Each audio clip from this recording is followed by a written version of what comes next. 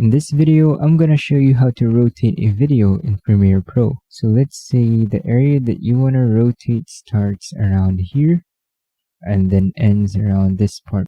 So this area right here will rotate, and in order to do that, you gotta select your clip, and then on the upper left, you'll need to make sure you're on Effect Controls. If you're not here, click on this arrow icon and click Effect Controls. Now you'll see rotation over here. Click this number and either drag to the left or drag to the right.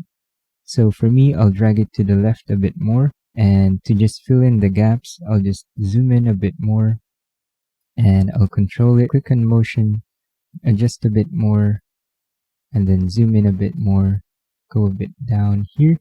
So now it's rotated. It will look like this. And yeah, that's about it. That's how you rotate a video in Premiere Pro. Thank you all for watching.